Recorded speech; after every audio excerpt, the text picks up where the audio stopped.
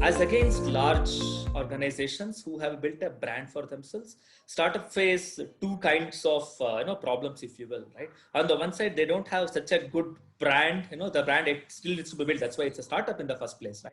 Now, so how do you attract employees when you don't have a big brand for yourself? At the same time, most startups have are working in very stringent budgets with respect to hiring, right? So you can't even throw away a lot of money and get the best talent. So both ways you're kind of constrained.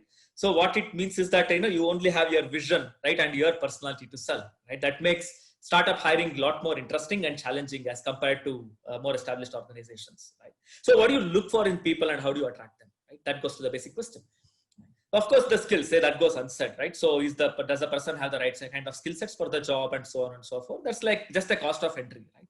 And from attribute perspective, you look for different things at different levels, of the maturity. In terms of for entry level guys, 0 to 3 years experience, can you see if the guy is a quick learner? Can he pick up different skills very, very fast? And can he wear different hats and so on and so forth?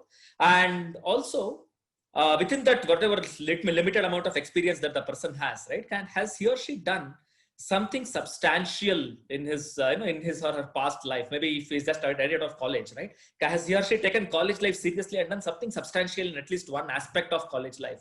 Similarly, if it is 0 to 3 years experience, right, so has done something substantial in one field of whatever he has done in the past, so that it shows that the person actually takes life and works at seriously, right? So just for entry level guys. For mid level guys, if you look for a few more things, right? Is he or she really good at something where he has exhibited things in the past? If like for 5 to 7 year, says hypothetically, Python programmer, right? Does he or she know Python, at least one aspect of Python really, really well, or at least that is OOPS really, really well, right? So on and so forth, right? And of course, at the senior level, you look more for, okay, can the person inspire action and so on and so forth, right?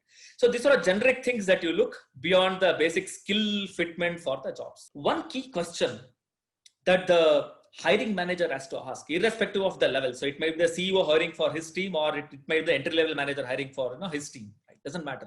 But one question that the hiring manager has to ask is, okay, will this person add to the average energy level of my team, or will he reduce the average energy of my team? Right? That's a very important question, because eventually, right, what happens in most organizations is, generally the founding team and the first few employees will be like stellar guys. They would have been there, done that, and have a lot of energy going on and go forth. But when you have the second generation people and third generation people, right, the average quality of the organization goes on reducing, because you want to scale fast and then you just go and hire, right? So, and generally it's accepted that, okay, as we scale, our average quality gets diluted, right? But how do you keep that from happening so that the amount of energy and amount of the level of quality of the starting team actually cascades down all the way, right?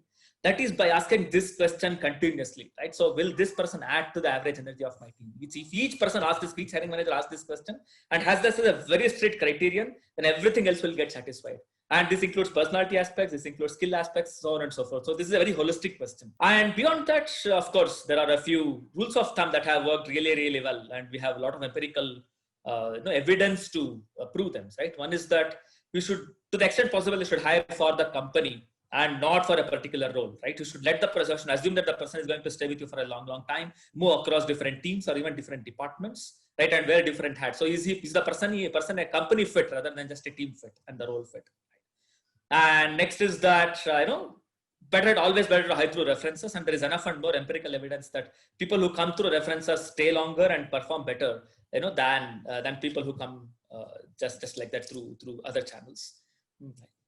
And of course, from an Indian ecosystem perspective, one of the other things that you definitely have to do is to make sure that you engage with a person through the hiring cycle. So it's not like, okay, you interview and then you offer, right? And then you wait for the person to come and join. No, that's not going to happen. So it's more likely that the person doesn't show up on the actual date of joining. Right from the first point of contact all the way through the different levels of interview, and after the offer till the person actually comes and joins, right? You have to make sure that you are engaging the person throughout. Call him or her for a cup of coffee to your office once in a while, or call him or her for your team outings or whatever it is, right? So you have to engage the person throughout the hiring cycle.